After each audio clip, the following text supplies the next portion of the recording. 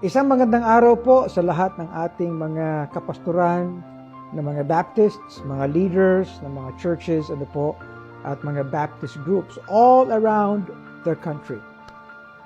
Tayo po'y nagpapaanyaya sa lahat na makibahagi sa ating pagdiriwang ng ating National Baptist Day sa January 11, 2024.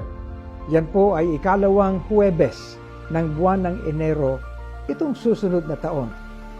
At ang panahon po ngayon ay we are just less than a month away sa pagdiriwang na yan.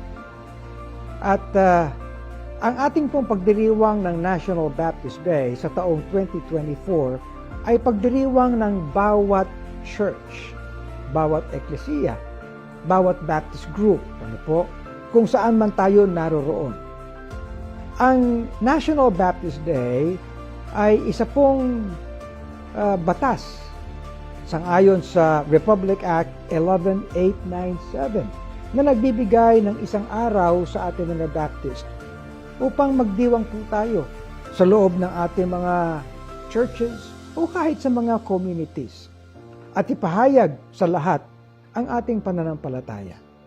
Sangayon po sa RA 11897 ay binibigyan tayo ng pagkilala ng batas ng Republika ng Pilipinas sa ating contribution to nation building.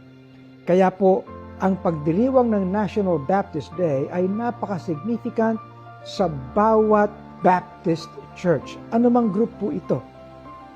And so I enjoin you everyone. Napakahalaga po na ang lahat ng mga syudad, mga probinsya, mga rehiyon sa ating bansa ay makilala na ang mga Baptists ay nagbibigay pakinabang sa ating bansa. Partikular po sa gospel at sa bagay ng edukasyon.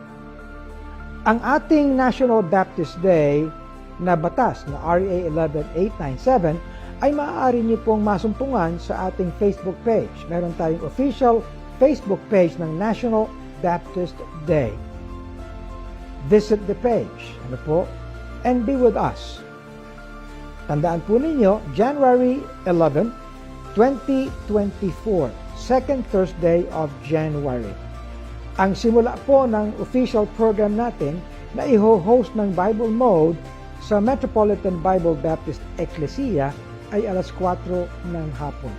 Subalit, sa lahat po ng syudad, mga barangay kahit na, mga probinsya, mga rehiyon, we enjoin all Baptist churches and groups to come out and celebrate the National Baptist Day.